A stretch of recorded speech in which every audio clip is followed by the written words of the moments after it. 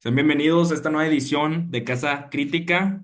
El día de hoy está con nosotros un gran invitado, Antropogus. ¿Cómo estás, hermano? Bien, bien, muchas gracias por la invitación y qué placer estar por acá de vuelta. Ya alguna vez tuvimos la oportunidad de colaborar, así que qué chido estar por acá de nuevo. No, hombre, al contrario, bastante fan de tu contenido tan enriquecedor y por supuesto que en lo personal, así como a mí, yo sé que he ayudado a bastantes personas a estar inmersos en temas de, claro, antropología y N número de ciencias sociales que abordas, entonces, qué interesante que podamos platicar. Y antes de comenzar de lleno en las preguntas que te quiero hacer, si para las personas que nos están escuchando crees que pudieras contarnos un poquito de ti, platicarnos de tu trayectoria y demás, tanto en redes como antropólogo y bueno, en todo este mundo en general de ciencias sociales, ¿cómo ha sido tu camino? Sí, básicamente yo empecé en Facebook, ¿no? Un poco haciendo como fragmentos de textos, fragmentos de libros que me iban gustando, por ahí los iba como compartiendo en una página que en ese tiempo tenía. Y ya posteriormente empecé como un poco a experimentar en el tema de la creación de videos y hacer como audios de los libros que iba leyendo. Básicamente, pues esto empieza ya propiamente por ahí del 2015, o sea, cuando empiezo a hacer como contenido de textos, como en blogs y demás. Y ahí justamente se atravesó el hecho de que yo me mudé de México, o sea, estaba yo estudiando antropología en México y tuve la oportunidad de hacer una estancia profesional en Chile, propiamente en la Universidad Austral de Chile. Entonces allá estuve estudiando un rato y mientras estaba por allá, pues tuve la oportunidad de hacer ese tipo de creación como de videos mucho más enfocados a la divulgación. Bueno, en ese tiempo solamente texto.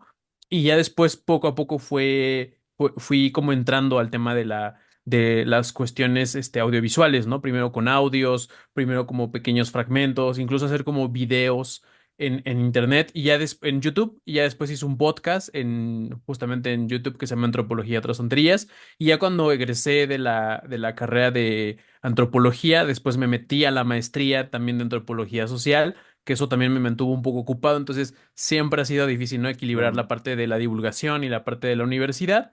Y ya después, actualmente ahorita estoy estudiando el doctorado también en antropología y ya me estoy enfocando en esta cuestión de la divulgación ya más como algo más sistemático, ¿no? Y lo hago tanto en TikTok, tanto en Facebook como en Instagram, en todas las redes estoy como Antropux, y también tengo un proyecto colaborativo y colectivo con otros colegas que se llama Reentropía, y en ese proyectito también hacemos cursos, capacitaciones, talleres y demás, ¿no? Apenas tuvimos la oportunidad de participar con tres universidades, una de Colombia, una de Gran Bretaña y una en México, que la mexicana era la UNAM, y participamos en talleres de capacitación en cuestiones de investigación cualitativa y demás. Entonces, un poco por ahí va mi historia en este mundo de redes y de lo académico. Claro, con ganas. Oye, y tipo también antes de entrar a las preguntas, me interesa saber si siempre has tenido como esta intriga por el tema de las ciencias sociales o la antropología o por qué decidiste decantarte por estas disciplinas en general.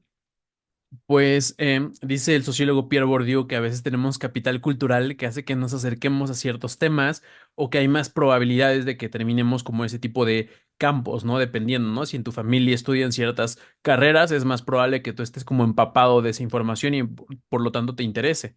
Y en ese tiempo propiamente a mí me interesaba bastante el tema de las ciencias sociales, un poco por mi casa, ¿no? Me acuerdo que tenían como textos de Rius, así como ya un poco Claro. incluso viejitos, y los leía así como de forma como de entretenimiento, entonces estaban esos libros y eso como que me empezó a dar como curiosidad. Ya después, posteriormente, como que siempre me sentí más familiarizado o más cómodo con los temas sociales, igual en la prepa y demás, y eso fue como poco a poco decantándose. Al final, incluso tuve ahí por ahí la buena fortuna de que una persona en ese tiempo me invitó a ser como oyente en las clases de antropología, y le agradezco infinitamente porque eso me ayudó a darme cuenta que quizá me interesaba mucho la antropología. Me metí a las clases de oyentes, o sea, yo estando en prepa y ya estaba en clases de universidad, y ya después eso hizo que me interesara y me metiera de lleno a la parte de la antropología. Entonces, pues un poco eso ha sido como la razón, ¿no? Del un poco nicho familiar, también personas que me he encontrado, en la vida que me han un poco impulsado, ¿no? Me han empujado a ese tipo de temas y pues obviamente la pasión personal que al final se conjuga entre esos elementos, ¿no? Claro, sí, no, bastante interesante. Creo que muchos tenemos también, como dices, este hito que nos hace detonar la curiosidad, el pensamiento crítico y demás sobre estos temas. Y bueno, pues bastante necesario a día de hoy que digamos, la celeridad de los tiempos no nos deja detenernos a reflexionar un poco, ¿no? Y en esa línea de ideas, en este marco contemporáneo de, digamos, conceptualizaciones como el antropoceno, donde el hombre es la medida de todas las cosas, las sociedades hiperglobalizadas, hiperconectadas y, claro, sociedades también tecnológicamente dirigidas, surge el concepto de posthumanismo que abordas en alguno de tus videos y por ahí era donde quisiera comenzar las primeras preguntas. Este concepto que abordan filósofos como Rossi Braidotti, Sloterdijk y demás. Te quiero preguntar, ¿qué es el posthumanismo y qué tan cerca estamos de él? Sí, o sea, esta parte como del poshumanismo, digamos que primero habría que entender la idea del humanismo, ¿no? Porque además es interesante porque cuando uno lee a los autores poshumanistas, como que encuentra muchos enlaces con la visión humanista, es muy interesante. Y claro, lo primero que uno podría decir es como que no, no tiene nada que ver, pero ya escuchando a otros colegas, sí hay una relación por ahí interesante. Pero pues digamos de entrada el humanismo lo que busca es como poner al hombre en el centro y ayudar como a su desarrollo personal y demás, ¿no? Como que siendo la centralidad del hombre. Y además ahí hay una especie de como de ruptura o de quiebre, si se quiere, este, epistemológico, obviamente de paradigma, ¿no? En su momento con el positivismo, ¿no? Entonces estábamos desde una visión quizás como muy ligada a la parte racionalista positivista. Pero todavía antes de eso estaba la visión como más ligada a la religión. Entonces está el tema de la religión, como poner a Dios en el centro del mundo. Hay un quiebre con eso. El positivismo todavía arrastra ciertos elementos de la visión religiosa. Es muy interesante porque niegan como esta, o buscan como negar la parte metafísica, ¿no? Como decir nada que tenga que ver con la metafísica porque eso es más una cuestión de divinidad y demás. Pero al mismo tiempo, al hacer eso, abrazan una especie de metafísica de un realismo ingenuo que era el que le venía acompañando la visión de la teología de ese momento, ¿no? Incluso esta famosa frase de Nietzsche de Dios ha muerto, pero luego viene acompañada de que, bueno, pero su fantasma nos sigue persiguiendo, ¿no? Entonces, la idea de desmontar a Dios y luego poner a a la ciencia en el centro, pues era como el mismo espectro, ¿no? Del positivismo, perdón, de la teología, seguía abrazando el positivismo. Pero posteriormente hay una postura, sí acompañada del positivismo, pero quizás con una visión como más crítica todavía, que viene ya no a posicionar necesariamente ni a Dios ni a la ciencia en el centro, sino al hombre en un sentido más amplio, es decir, no solamente ligado a la ciencia, sino también un poco a las humanidades, ¿no? Y a partir de eso se quiere como generar una conformación de lo que es el hombre, lo que es el ser humano, su importancia, su radicalidad, la centralidad, la racionalidad y demás. Entendiendo este caso, ¿no? Es cuando las posturas posthumanistas lo que hacen es como un quiebre también con esta visión de pasar de tener a Dios en el centro o a una ciencia completamente tecnologizada en el centro, a una cuestión más humana o humanística, donde tenemos las cuestiones artísticas, las cuestiones visuales, las cuestiones también de la ciencia, obviamente. Y entonces se hace un posicionamiento de decir, ¿es el ser humano el centro? O sea, si Dios no es el centro, si la tecné no es el centro, si el hombre no es el centro, ¿qué es el centro? Lo que busca el poshumanismo es, y cuando hablamos de esta cuestión post, no es como negar o una cuestión como de pasar de un punto a otro, ¿no? Porque incluso esta visión muy, muy lineal, muy desarrollista de, bueno, pasamos de la teología al positivismo y del positivismo clásico al humanismo y ahora del humanismo al posthumanismo. En realidad habría que entender que estas como posturas, como lo decía en el caso del positivismo clásico, que sigue habiendo espectros de la teología en ella, el poshumanismo tiene estos espectros del humanismo aún conviviendo. Es decir, sí le interesa el desarrollo humano en ese sentido, o para no utilizar quizás esa palabra, lo que le interesa es como esta comprensión y ampliación de lo humano, pero no solamente desde su comprensión, sino también lo que busca es como superar estos como visiones como clásicas. Y en esa superar estas cuestiones clásicas empiezan a incorporar otros elementos que antes o eran centrales o eran marginales, como por ejemplo la tecnología e incluso los animales. Y surgen categorías, como plantea el antropólogo Bruno Latour, como de los agentes, o si se quiere, él le llama como agentes o agenciadores no humanos, ¿no? Entonces, los agentes no humanos, además de ser los humanos, también están las máquinas y también están los animales.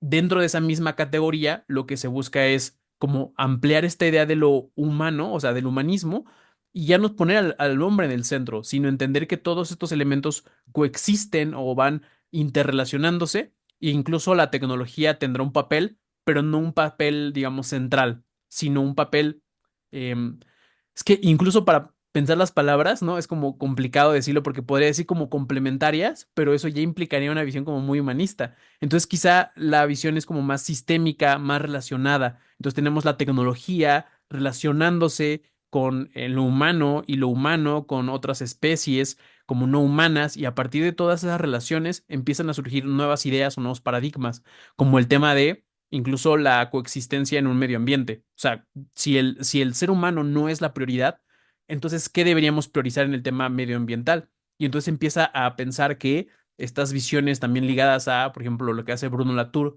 con la teoría Gaia, es como de darle cierta capacidad, vamos a decirlo así, de agencia a ciertos entes, como por ejemplo el mundo.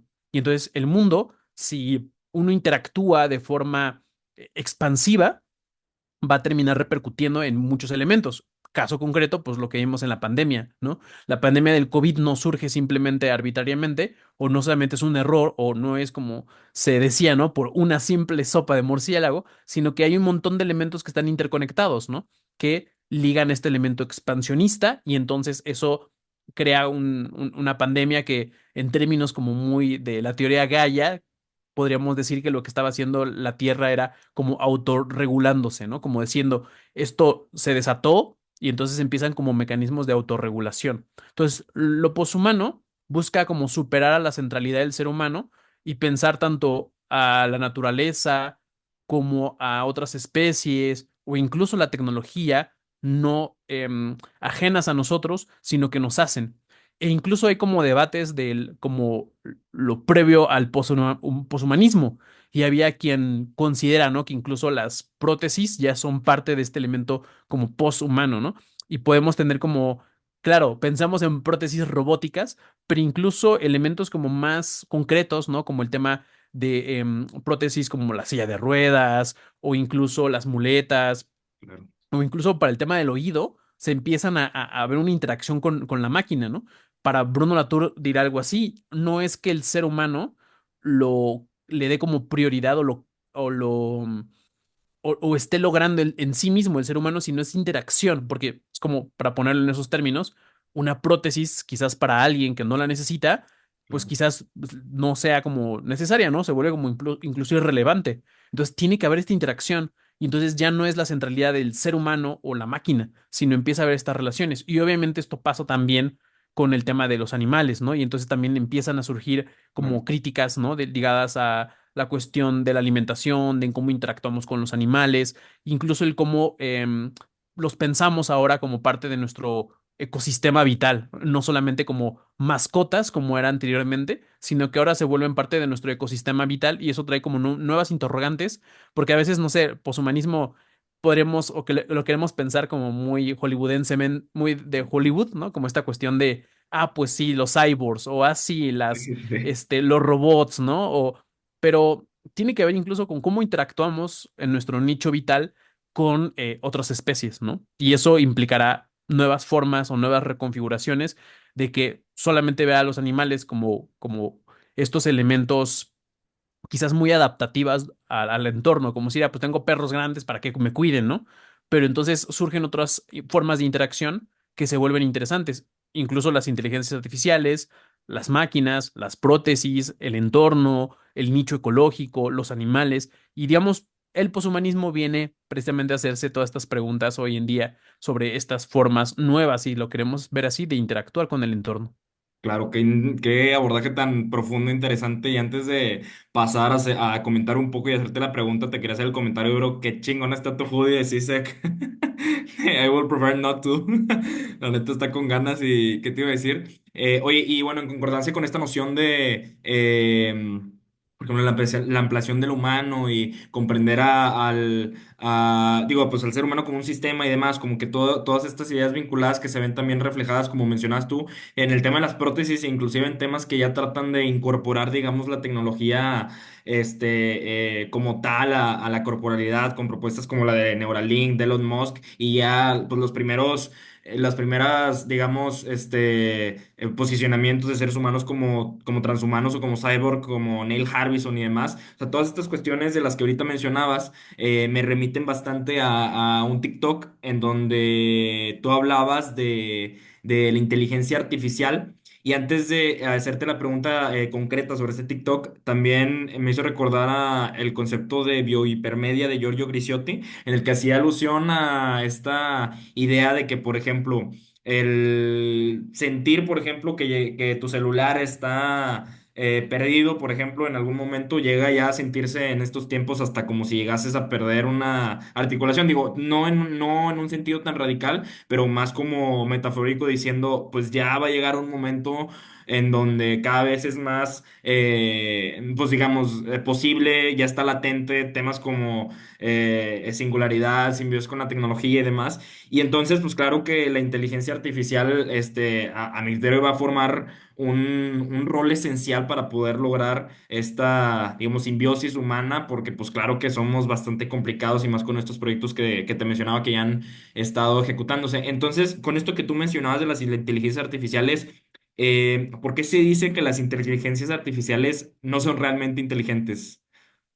Bueno, antes de entrar en eso, ahora que mencionabas esta parte de cómo interactuamos con el entorno y además las máquinas, ¿no? Que, claro, uno podría decir que es dependiente del celular y pareciera, ¿no? Como mencionas, como algo metafórico, pero no tanto. O sea, ya es lo interesante del poshumanismo, que ya no es tan metafórico. O sea, el hecho de que alguien olvide un celular ya no es simplemente que olvides como un objeto, ¿no? Sino que Claro. es algo que olvides como una parte de ti que además te permite tener acceso a ciertos aspectos. Por ejemplo, concretamente, incluso cuando está el tema de la pandemia mucho más en auge, quitaron todos los menús físicos. Entonces, la única forma en la que tú podías ir a un restaurante y poder ordenar era si tenías un celular.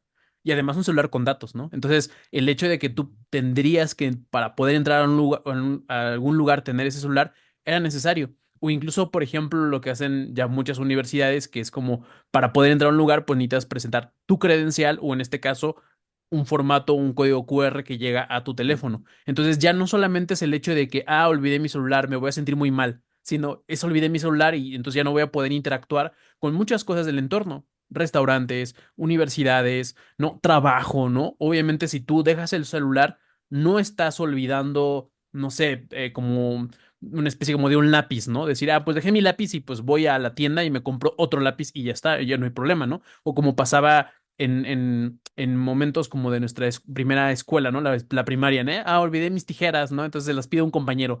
No puedes hacer eso, o sea, no puedes pedirle tu teléfono a alguien más porque es tu teléfono, porque tienes tus datos, porque tienes tu información, porque incluso para abrirlo necesitas tu rostro. Entonces, no es que hayas dejado un objeto cualquiera que podrías conseguir en otro lado, porque incluso si te compras un nuevo teléfono, aunque tuvieras el dinero para poderlo actualizar, meter tu contraseña, o sea, implicaría prácticamente trasladar ese objeto al otro, trasladar los datos, trasladar la información. Entonces ya un poco como la paradoja de Teseo, ya el teléfono ya no es uno nuevo, sino ya es tu teléfono. No manches, Entonces, claro. un poco pensando en esa parte, ¿no? De que cuando, cómo interactuamos con estos objetos, ¿no? De hecho, hay una metáfora, bueno, una analogía que pone Bruno Latour que me gusta mucho, que él habla como, y esto es como todavía previo al poshumanismo, pero es como que algo que lo inaugura y empieza a hablar como de cómo los objetos tienen cierta capacidad de agencia. Y dice en ese ejemplo, en los hoteles, generalmente a las personas se les pedía que dejaran las llaves en recepción, ¿no? Pero la gente no lo hacía, ¿no? Siempre se las llevaba. ¿Qué es lo que hicieron la gente del hotel? Crear estos como llaveros gigantes, ¿no? O llaveros muy grandes. No sé si alguna vez llegaste a verlo, pero hay ciertos hoteles que tienen llaverotes muy, muy grandes. La razón de esos llaveros era que las personas dejaban las llaves porque les estorbaba para interactuar, es decir, cuando salían les estorbaba, no les cabía en la bolsa, entonces lo que hacían era dejar las llaves porque el llavero era muy grande.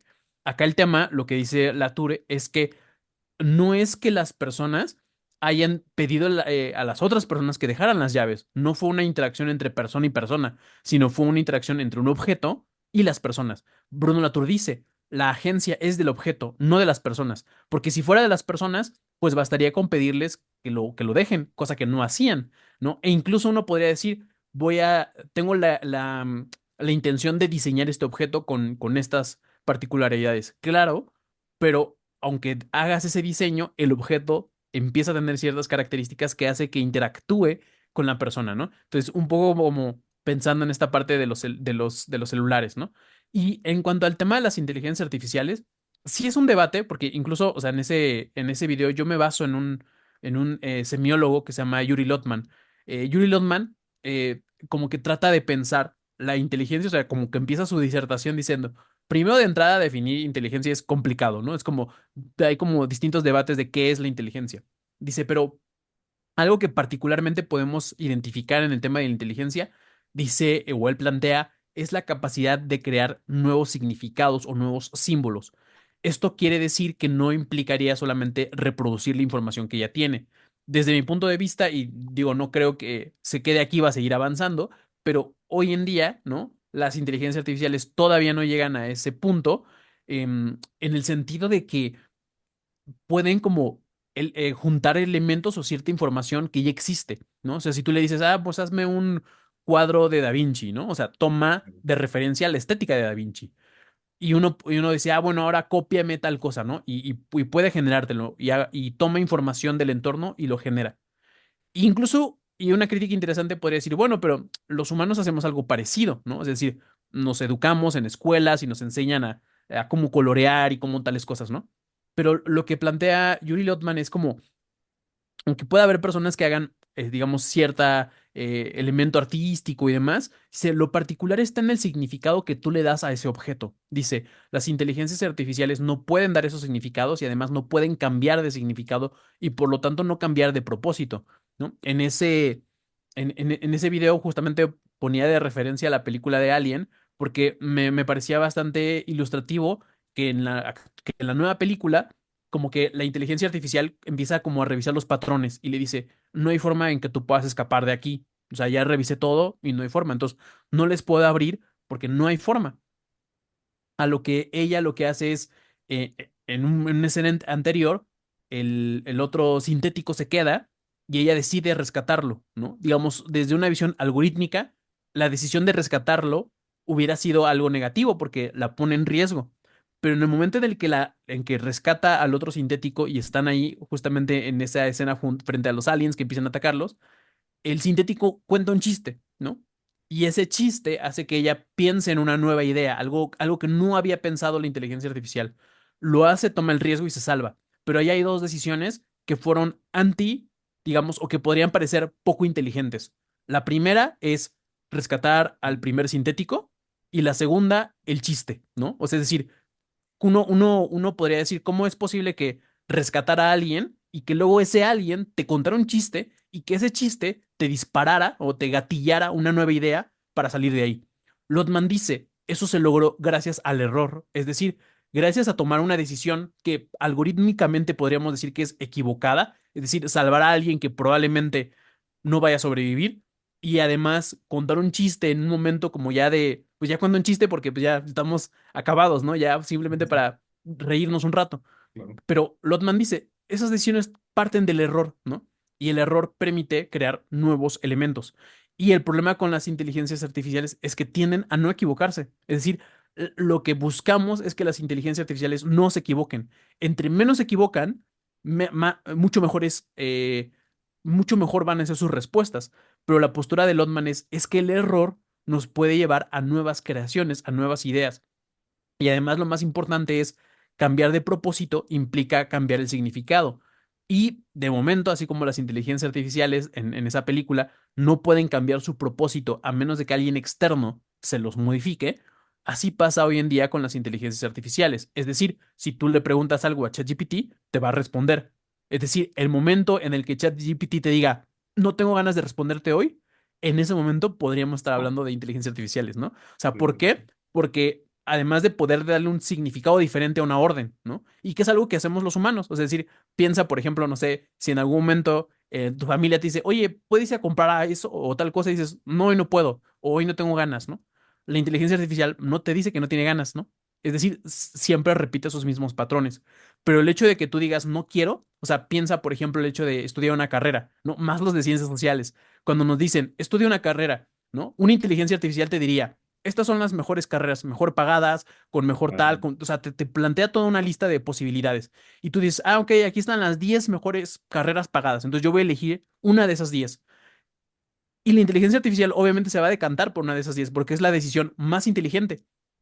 Lo que diría Lotman es, el error puede dar emergencia a otras cosas, ¿no? Entonces, por ejemplo, en este caso, podríamos decir, ok, este, cuando tu familia te dice, estudia una carrera, ¿no? Abogado, doctor, dice, no, voy a estudiar antropología, voy a estudiar sociología, voy a estudiar filosofía. Ok, eso, lo que tu familia te va a decir es que eso es un error, no deberías hacerlo. Y lo interesante acá, diría Lotman, es cuántas grandes ideas se hubieran perdido si alguien no hubiera tomado la mala decisión de estudiar esa carrera. Incluso lo pensamos ahora en filosofía y demás, ¿no? Pero pensemos incluso en el tema de Darwin. O sea, cuando Darwin hace estas investigaciones en el origen de las especies, él lo que estaba como queriendo hacer algo diferente y él se buscó patrocinios y se autopatrocinó también un poco para su travesía a las Islas Galápagos. O sea, es decir, para una inteligencia artificial le diría, oye, no, es muy riesgoso, tal, tal, tal, o sea, no está bien, probablemente tu teoría no te dé de comer, ¿no? Es decir, que si tú descubres eso, no te va a dar nada, ¿no? Entonces, ese descubrimiento hizo que cambiara algo nuevo, que se generara incluso un nuevo paradigma, una forma distinta de entender el mundo. Entonces, para Lotman es importante el error, porque te permite incluso desviarte de caminos prediseñados. Estudiar una carrera que no sea en el top 10 de las mejores carreras, incluso podía derivar a una nueva idea, a una nueva teoría, a otra forma de entender el mundo que probablemente no podríamos, ¿no? Incluso estas palabras como poshumanismo y demás vienen de los campos de la filosofía, que si no hubiera gente que hubiera tomado la mala decisión de estudiar filosofía, entonces probablemente no tendríamos ni siquiera cómo pensar estos fenómenos. Entonces, un poco se refiere a Lotman, ¿no? Por eso insisto, no, con esto no quiero decir como que, ah, no, los humanos somos superiores, sino que más bien hay como ciertos elementos diferenciadores entre inteligencia y que la inteligencia artificial, en el momento en el que no solamente reproduzca lo que ya está, sino que sea capaz de otorgarle incluso un significado distinto o crear algo completamente novedoso o incluso salirse del plan prediseñado, como decir, no voy a estudiar antropología, digo, no voy a estudiar ingeniería, voy a estudiar antropología, o no te voy a responder hoy, o no pienso responderte hoy, en ese momento podríamos estar hablando de estos elementos de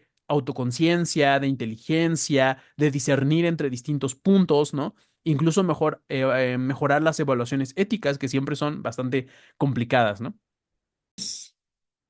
Hermano, me volaste la cabeza con ese análisis y también me aterró que es cada vez más latente Terminator en la realidad. Entonces, está súper interesante, bastantes puntos que me gustaría abordar, pero también para no, digamos, excluir también todo lo que te había comentado que me gustaría abordar, justamente aunado al tema de la tecnología. He visto en algunos de tus videos donde hablas acerca del tema de, por ejemplo, la curaduría de opciones generada por las redes sociales, por ejemplo, en términos de, pues en general, actividades, acciones para hacer, personas por conocer y justamente haciendo, digamos, un énfasis en esto que ha surgido un debate bastante interesante en los tiempos actuales, que es el tema de la monogamia y del amor y demás, ¿no? Entonces yo, en esa línea de ideas, te quiero preguntar si somos monógamos por naturaleza o cuál es tu percepción sobre este tema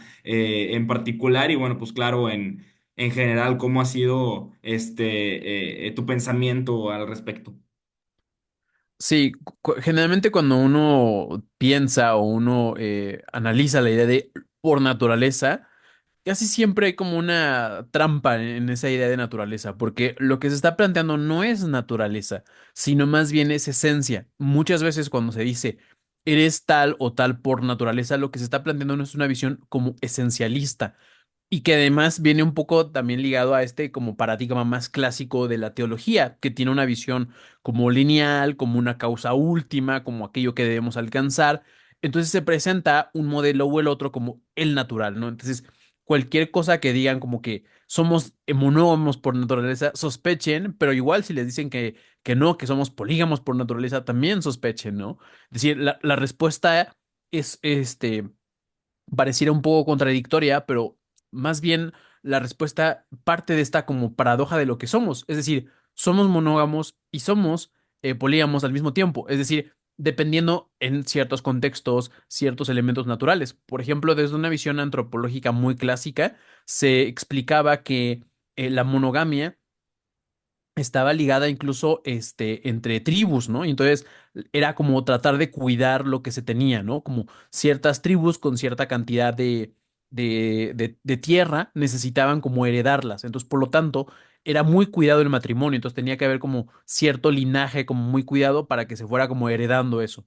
Pero en otros contextos donde, por ejemplo, se hablaba que había cantidades de territorios muy amplias, se necesitaban más hijos y más esposas para poder sobrevivir en ese entorno. Entonces surgió la figura de la poligamia para precisamente hacer frente a esos entornos mucho más complejos.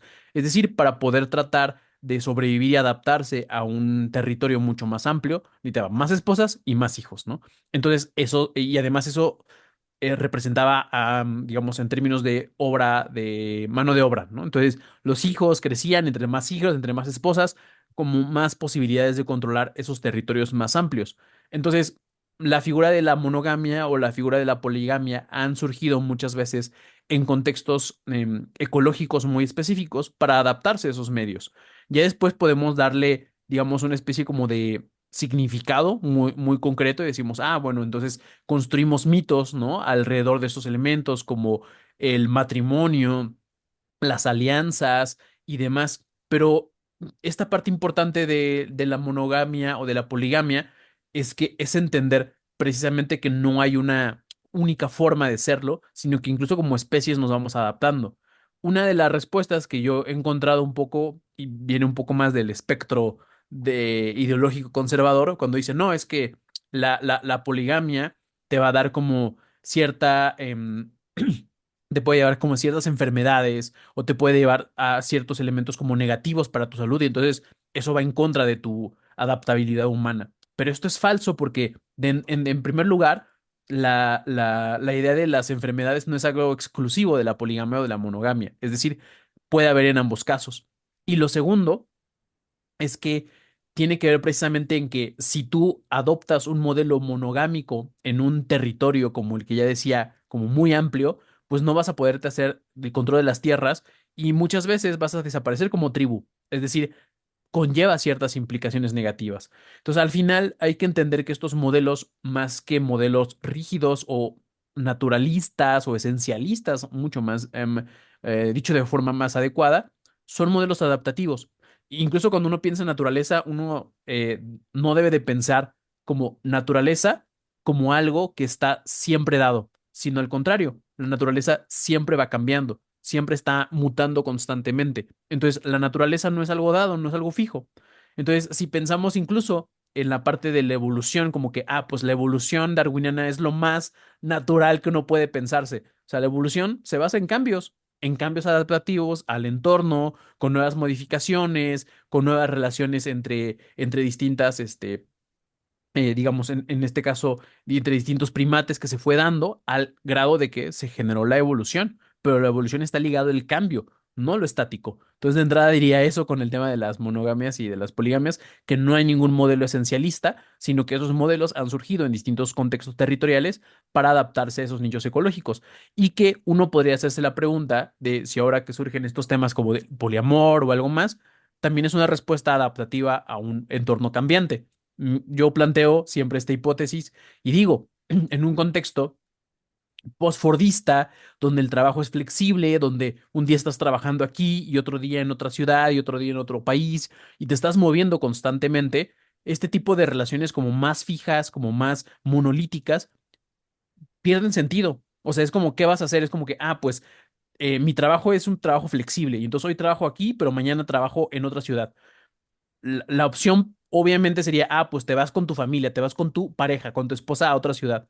Pero esa resulta que en un contexto capitalista, fordista, precarizado, pues no alcanza para vivir con que uno trabaje, necesitan que varios trabajen. Entonces, ¿qué pasa si esa persona la contratan en otra ciudad o si esa persona sigue trabajando ahí? ¿Qué vas a hacer? Puedes generar como este tipo de relaciones a distancia, claro, pero también tienden a deteriorarse y entonces se vuelve como más complicado. Entonces, una respuesta, o al menos esa es como mi hipótesis, que una de las respuestas por las cuales surgen estos elementos del poliamor está ligado precisamente a una flexibilidad de las relaciones, que también está ligado con una flexibilización del trabajo y demás, ¿no? O sea, si antes la familia tradicional estaba ligado al proyecto fordista, es decir, necesitabas que la ama de casa se quedara en casa para preparar al marido y que el marido fuera a la empresa. Hoy en día esas estructuras han cambiado, entonces por lo tanto ya no existe esta figura de la familia monolítica, pero no es, como dirían muchos grupos conservadores, es una parte de la degradación de la cultura occidental que los progres quieren cambiar. Más bien es parte de la contingencia que está ligada con el capitalismo, con el Estado, con todas estas modificaciones en la transformación económica y social, y entonces por lo tanto surgen o emergen nuevas formas de relacionarnos, no porque, no porque odiemos la monogamia o porque, o como dirán los conservadores, porque aman ser pervertidos, ese tipo de cosas, sino más bien tiene que ver con respuestas adaptativas al entorno. Es decir, surgen nuevas formas de relacionarnos. Y digo, esta hipótesis la sostengo porque es algo que pasaba con las tribus anteriores, ¿no? Es decir, las tribus que elegían un modelo monogámico y otras tribus que elegían un modelo más poligámico, estaba ligado a las adaptaciones del entorno.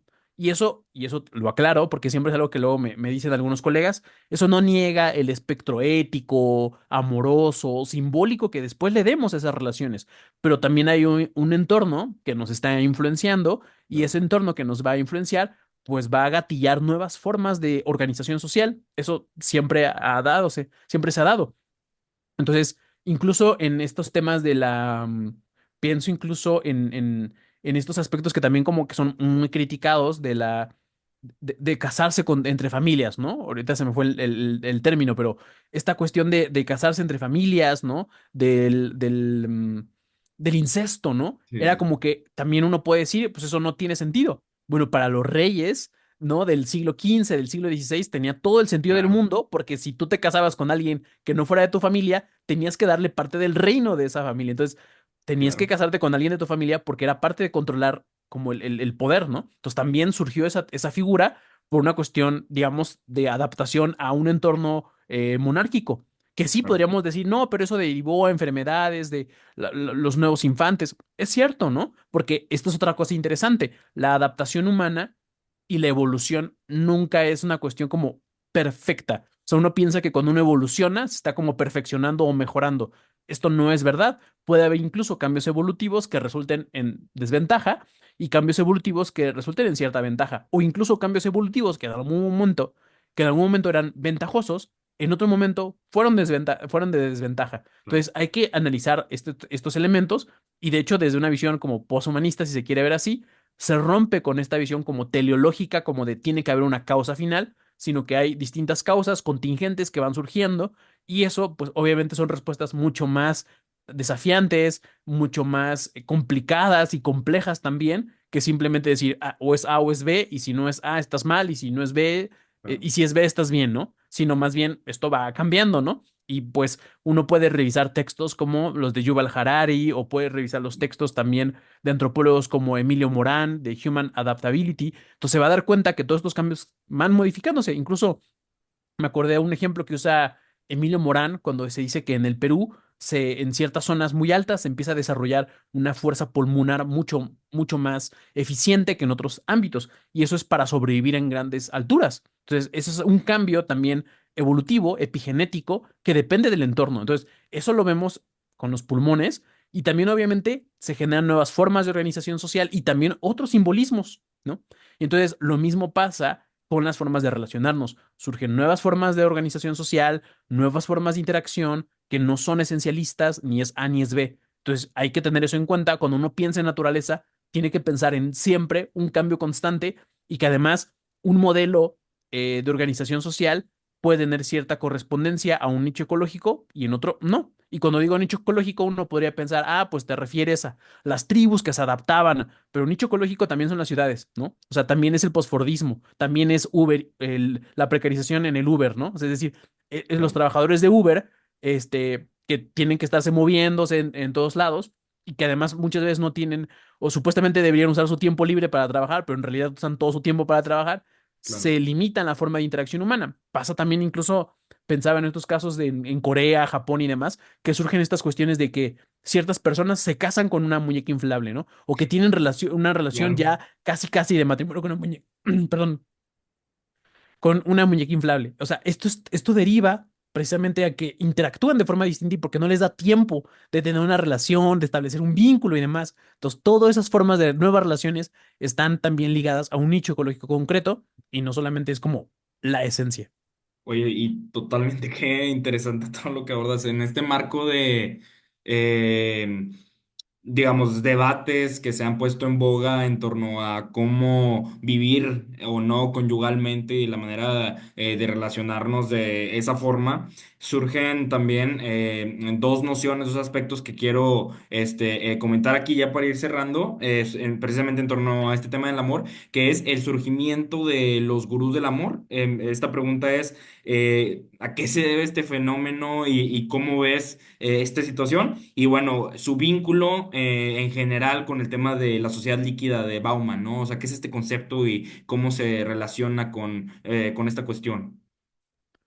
Sí, o sea, un poco lo que venía diciendo, ¿no? O sea, si uno piensa el amor líquido, tiene que ver con que ya no, o sea, un poco el planteamiento de Bauman dice, ya casi no hay relaciones, lo que hay son conexiones. Y dice, y esto es diferente porque mientras que en una relación implica como una mayor interacción, como estar como, digamos, autorregulándose constantemente, ¿no? Como que tiene que haber como un feedback. O sea, como que pensemos la relación como una relación familiar. Es decir, Mm, yo estoy con mi familia, con mi mamá, con mi papá, interactúo con ellos de una forma y vuelvo a interactuar con ellos, ¿no? Y estoy en constante renegociación de eso, ¿no? Es como, ah, pues ahora tengo que hacer esto, ahora tengo que hacer lo otro, o con mi pareja, ¿no? Ahora aquello, ahora lo otro, ahora qué toca hacer, ahora te toca a ti esto, ahora a mí me toca esto. Entonces hay una constante interacción, ¿no? A eso plantea la visión de la relación.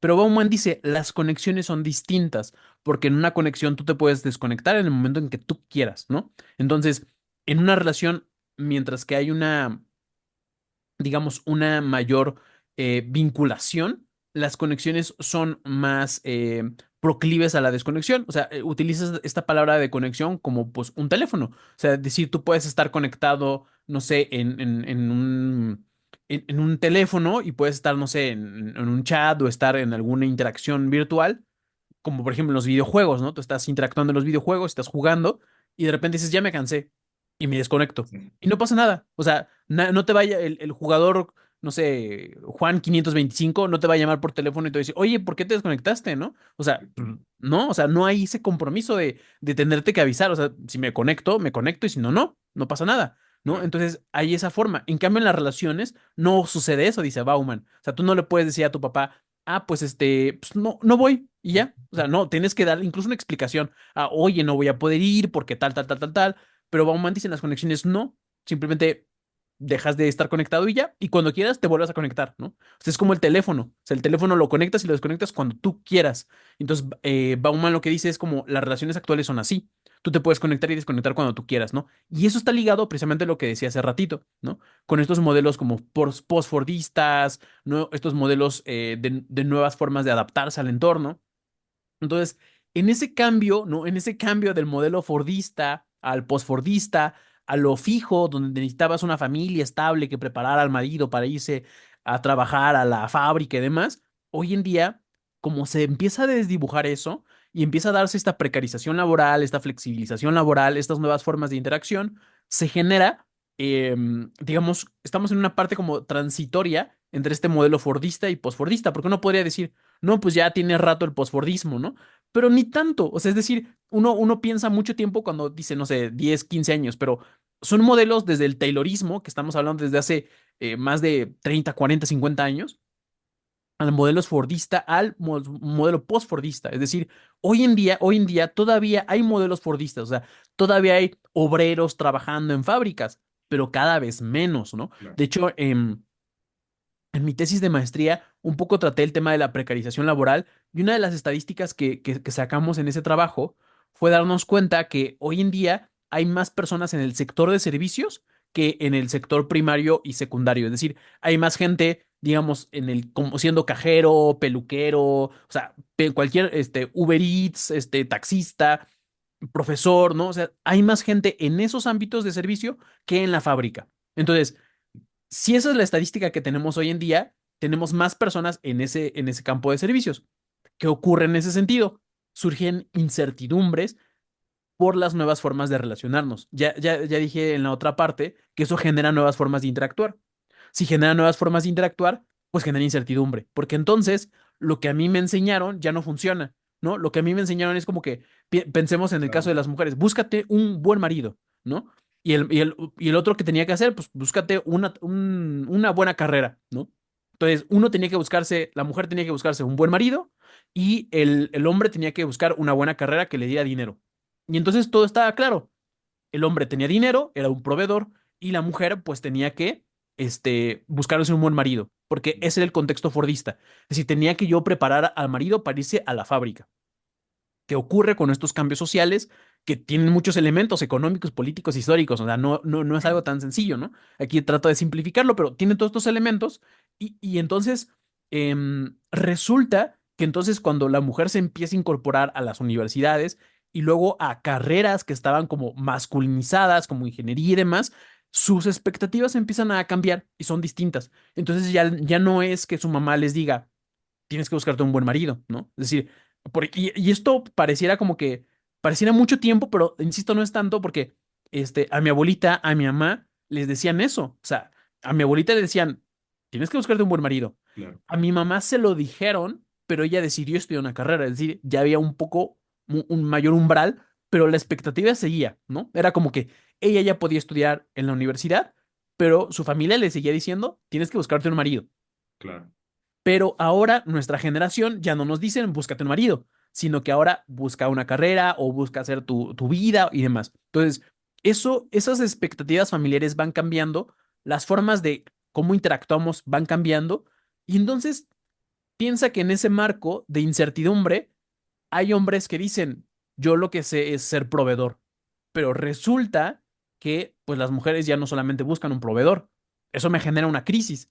Y del otro lado también, porque era como que antes necesitaba alguien que tuviera dinero, pero ahora no, ahora necesito alguien que sea como más empático, que además le guste ciertas cosas, que no me esté menospreciando, que si en algún momento yo gano más, no me esté criticando por eso. Entonces, las expectativas de la época fordista se caen y empiezan a surgir nuevas expectativas. Y ojo, no es que las expectativas de antes ya no existan o desaparecieron, están en crisis y entonces hay una reconfiguración de esas relaciones. Entonces, en un mar de incertidumbre, surgen figuras que buscan reducir la incertidumbre. Es decir, si el tema es tan complejo como lo estamos planteando de Fordismo, posfordismo, capitalismo, Estado, flexibilización, todo lo que estamos diciendo, que alguien te diga, no, son las morras las que abusan de ti. Uf, eso me tranquiliza. Porque entonces ya no tengo que estar pensando en todo lo que ya dije anteriormente. Sí, Son claro, las morras las que quieren aprovecharse de mí. O son o en el otro lado, porque están los gurús, tanto hombres como mujeres, ¿no? Surgen estas ideas de mujeres de alto valor. No, es que los hombres, si ese hombre no hace esto es porque no tiene energía masculina. Ah, bueno, no soy yo, es él que no tiene energía masculina. Y del otro lado, no soy yo, es ella que no, que es feminista y que entonces se la pasa atacando fantasmas, ¿no? Entonces, esas respuestas son tranquilizadoras y los gurús del amor tienen éxito en eso, ¿no? Porque entonces capitalizan la incertidumbre de las personas y les dan respuestas como confiables, ¿no? De hecho, en antropología se analiza mucho el caso, por ejemplo, de los chamanes, ¿no? Y los chamanes dicen, tienen una función muy concreta. Uno podría decir, bueno, un chamán no te va a curar el cáncer, no te va a... Y es cierto, ¿no? Pero lo que dicen los antropólogos, en este caso, un antropólogo que se llama Claude Lévi-Strauss, dice, los chamanes son o tienen algo muy particular que quizás no te van a sanar en términos como pensando en la como medicina alopática, como esta medicina más tradicional, como el médico con bata blanca y pastillas y, no sé, nutrición y lo demás. Lo que va a ser lo que tiene el chamán es algo que él le llama eficacia simbólica. Es decir, tú crees en él. Es decir, más allá de lo que pueda hacerte en tu cuerpo fisiológicamente hablando, el poder que tiene el chamán no es a nivel fisiológico, sino a nivel simbólico. Y entonces puede convencerte de ciertas cosas para reducir tu incertidumbre, ¿no? Es que, ¿por qué pasó esto? Ah, porque alguien te echó el mal de ojo. Pero no te preocupes, yo te voy a quitar el mal de ojo. Y creo en lo que tú vas a hacer. Pero además Levi-Strauss dice, lo que hacen los chamanes no solamente es decirte, ah, pues te echaron mal de ojo y yo te curo, y ya, y no sé, te hago una limpia.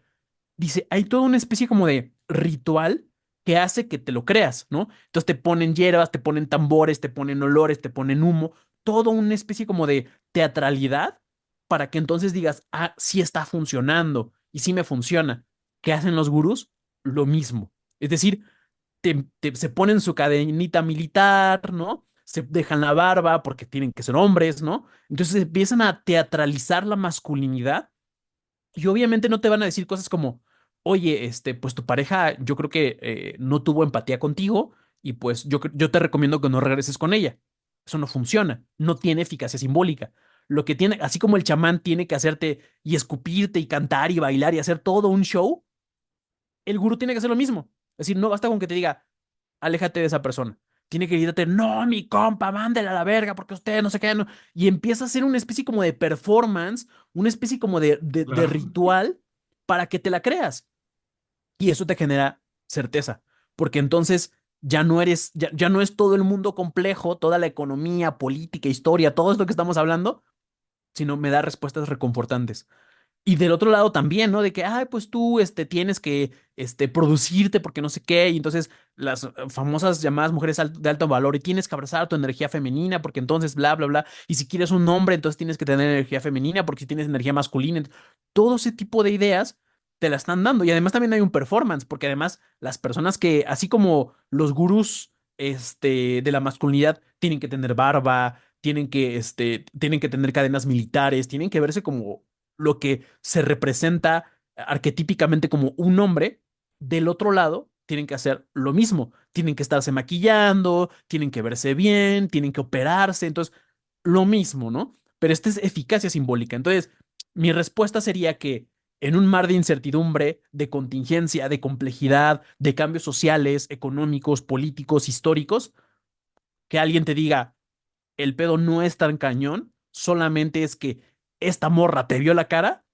Ah, perfecto, ¿no? Porque me tranquiliza, me quita cierta responsabilidad a mí, le quita cierta responsabilidad al entorno y solo lo convierte en tú puedes salir adelante. Entonces, no tiene que cambiar el postfordismo, no tiene que cambiarse las nuevas formas de organización social, no tiene que haber nuevas estructuras económicas, el Estado no tiene que ampliarte la cuestión del trabajo, no tienen que pensarse otras formas de organización social para que no tengas tanta incertidumbre. No, no, no. Lo que tienes que hacer es ir al gimnasio.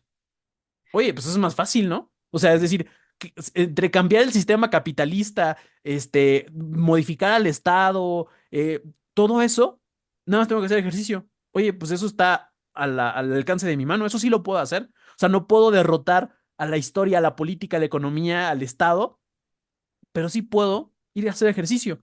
Sí puedo dejarle de contestar a esta mujer. Sí puedo, esas cosas sí las puedo hacer.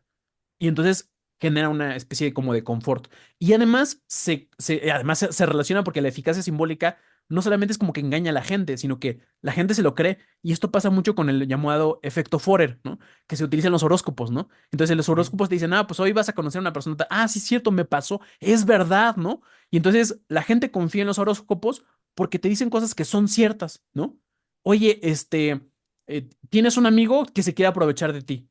Oye, es verdad, es cierto, funciona. Sí, sí, ¿Y sí. qué es lo que te dicen las otras personas? Tienes una persona que te está aprovechando de ti. Oye, es verdad, es cierto.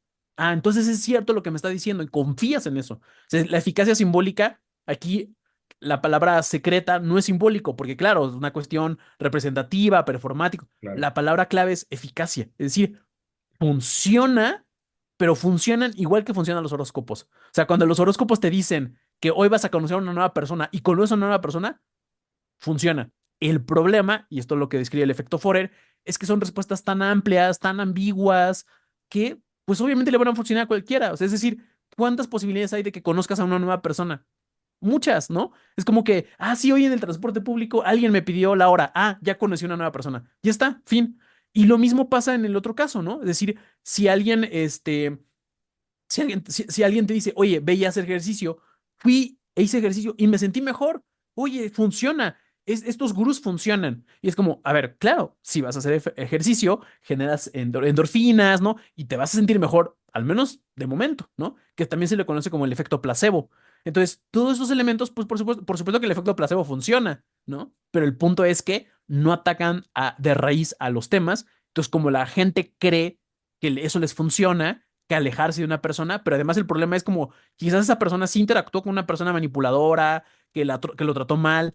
El problema es cuando se articula toda su relación con todas las personas, porque entonces todas las personas del sexo contrario son manipuladoras o son Mm. egoístas, y entonces empiezan a crear como cámaras de eco que hacen eso, ¿no? Y además, si lo estoy todo el tiempo confirmando porque solamente sigo a los mismos de siempre, pues entonces refuerza mi sesgo de confirmación y ya está. Y además me da tranquilidad.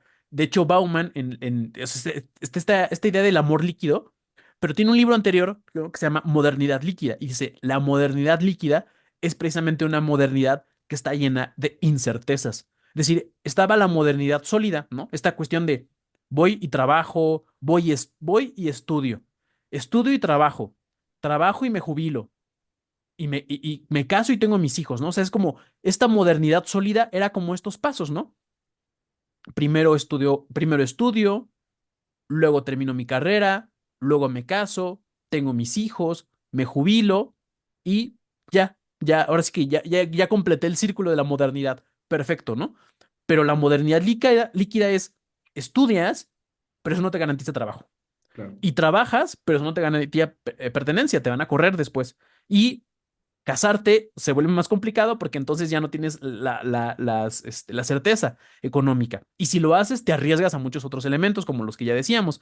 Y Claro. finalmente, tampoco hay jubilación. Entonces, si todo eso lo vas acumulando, ya no, los patrones sólidos ya no existen, sino que se van desvaneciendo.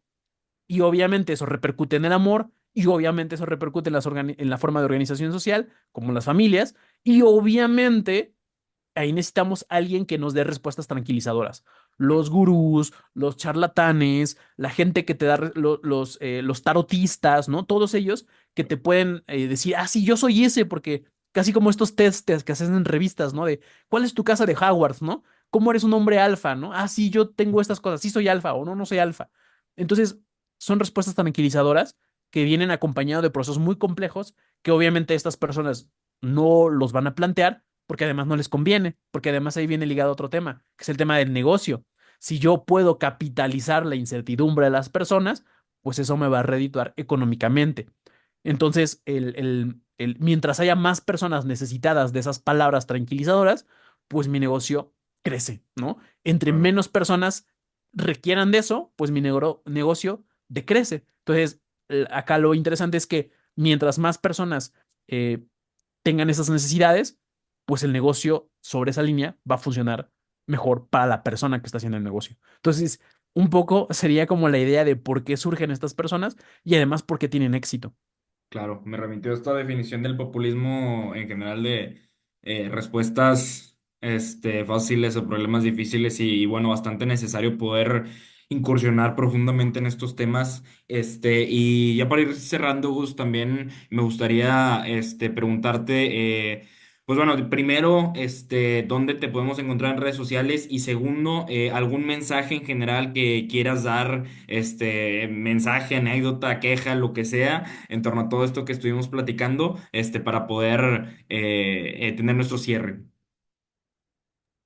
Sí, o sea, me pueden encontrar igual en TikTok, en Instagram, en Facebook y también en Twitter. Estoy igual, todos me encuentran como @antropaux, así con H entre la T y la R, así antropaux, me encuentran en todas las redes.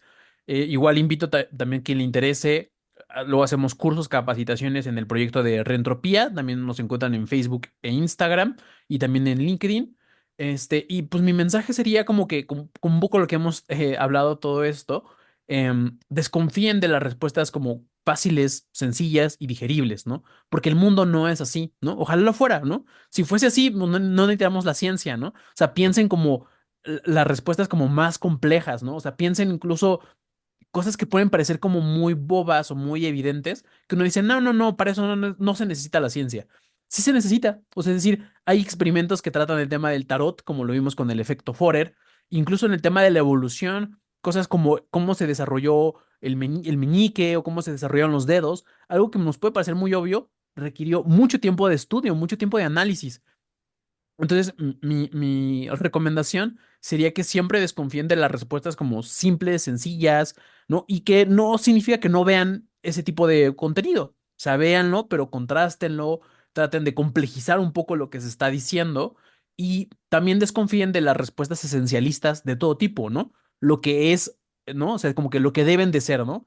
Lo natural, ¿no? O sea, desconfíen de lo que se presenta como natural, porque, ojo, la naturaleza existe, pero como ya dijimos, la naturaleza es cambiante. Desconfíen de las respuestas ideológicas, fundamentalistas, que se presentan como naturaleza, porque eso es lo más riesgoso. Hoy en día que todo el mundo habla de ideología tal, me gusta mucho esta frase de Zizek, ¿no? Alusión a la sudadera, que dice, la ideología, la verdadera ideología, nunca se presenta como ideología. Es decir, cuando decimos, es que esto no es ideológico, sospechen de eso, ¿no? O sea, es decir, la verdadera ideología se presenta como anti-ideológica, ¿no? Dice en uno de sus libros, la verdadera ideología se presenta como anti-ideológica. Entonces, desconfíen de estas respuestas esencialistas, de energías masculinas, energías femeninas, la monogamia o la poligamia, o haz esto o haz lo otro, porque son respuestas normativas de lo que debes hacer. Más bien, busquen espacios donde se desarrollen estas como herramientas reflexivas, donde todo el tiempo se están preguntando, ¿y qué podríamos hacer? ¿Qué está pasando? ¿Cuáles son las condiciones que nos llevaron aquí? Más allá de dar respuestas como simples y además, también desconfíen de aquellas que identifican como a un enemigo concreto, ¿no? El feminismo o incluso, para ser autocríticos, las ideas de que el capitalismo todo es la culpa de todo ello, ¿no? Por eso traté de matizar eso, ¿no? O sea, sin lugar a dudas, la economía es un factor, pero también la política, también la cultura, también la historia, o sea, no solamente quédense con esas respuestas, ¿no? Desconfíen de las respuestas simplistas y traten de insertar un poco de complejidad al mundo, que eso es algo que hace falta bastante, ¿no? De hecho, en un texto que les recomiendo mucho que se llama Los siete saberes para el futuro de un sociólogo francés que se llama Edgar Morin, y lo que él plantea es eso, ¿no? Es decir, algo que no sabemos es cómo lidiar con la incertidumbre y la gente se aprovecha de eso.